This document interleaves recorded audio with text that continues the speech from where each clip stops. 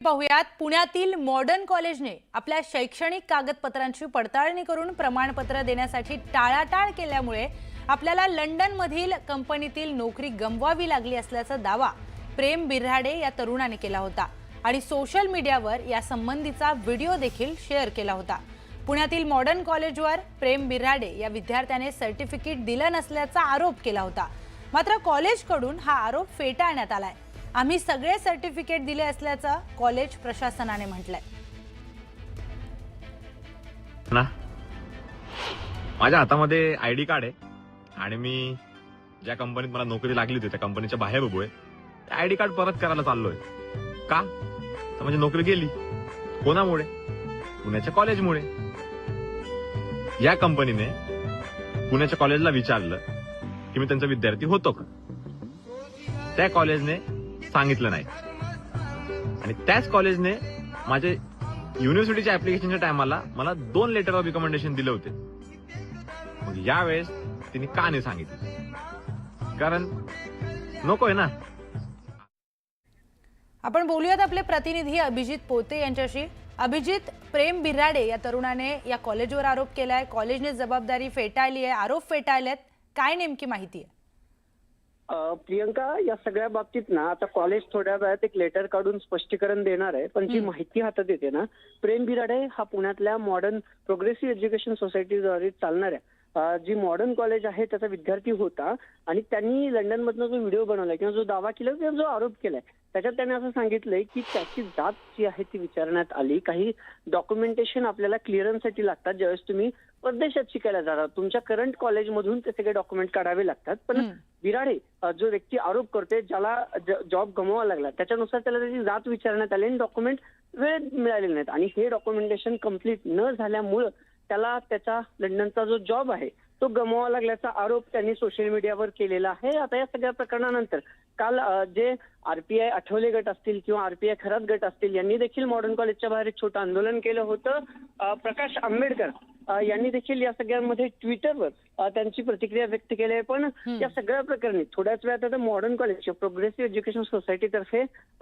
जो खुलासा येईल तो पाहणं महत्वाचं ठरणार आहे। सध्या तरी त्यांच्या जी बॉडी आहे किंवा जी ट्रस्ट आहे त्यांच्याकडून हे सगळे आरोप फेटाळले आहेत।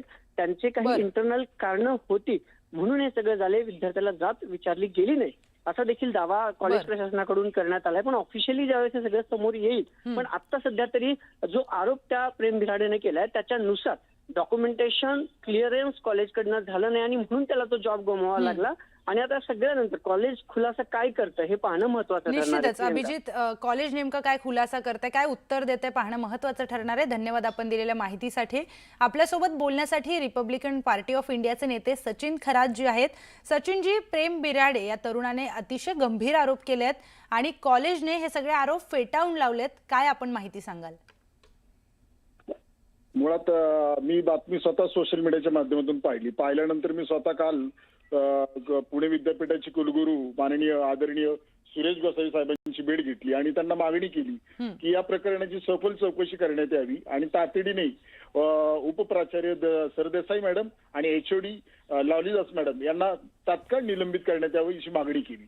त्यानंतर मी काल स्वतः जो बौद्ध विद्यार्थी आहे प्रेम बिऱ्हाडे त्याच्याशी मी व्हॉट्सअप कॉलिंगवर बोललो। त्यांनी मला सविस्तर खूप माहिती सांगितली। काल वेगवेगळी त्यांनी माहिती सांगितली, कारण जर वेगवेगळी म्हणजे सुरुवातीला त्यांनी जो व्हिडिओ केलेला आहे त्या व्हिडिओमध्ये स्पष्ट त्यांनी सांगितलेलं आहे की मी डॉक्युमेंट व्हेरिफिकेशनसाठी स्वतः मागणी केली होती। मागणी केल्यानंतर एचओडी लॉलीदास मॅडमला फोन केल्यानंतर त्यांनी सांगितलं तुम्ही उपप्राचार्य सरदेसाई मॅडमला फोन करा। त्यांनी सांगितलं मला काही माहित नाही, तुम्ही परत लॉलीदास मॅडमला फोन करा। लॉलीदास मॅडमनी फोन केल्यानंतर त्यांनी जात विचारलं असं प्रेम बिऱ्हाडेने मला सांगितलं। डायरेक्ट जात विचारली त्यांना। त्यांनी विचारलं की तुम्ही जात का विचारता मॅडम, मला सर्टिफिकेट पाहिजे जात हे पडताळणीचं चारित्र्य पडताळणीचं, तुम्ही का देऊ द्या विनंती केली त्यांनी, परंतु त्यांना दिलं नाही।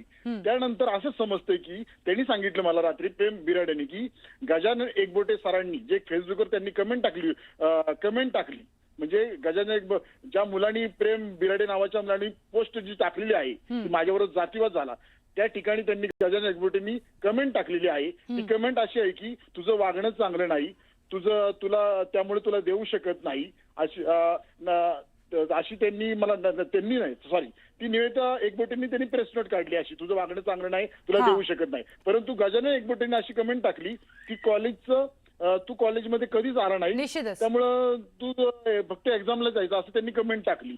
निश्चितच सचिनजी, अतिशय गंभीर हे आरोप आहेत आणि कॉलेज आता या संदर्भात काय स्पष्टीकरण देतंय पाहणं अतिशय महत्त्वाचं आहे. सगळे अपडेट्स तुमच्याकडून पुन्हा आम्ही जाणून घेऊच की काय पुढे या प्रकरणामध्ये होत आहे. तुर्तास धन्यवाद आपण दिलेल्या सविस्तर माहितीसाठी.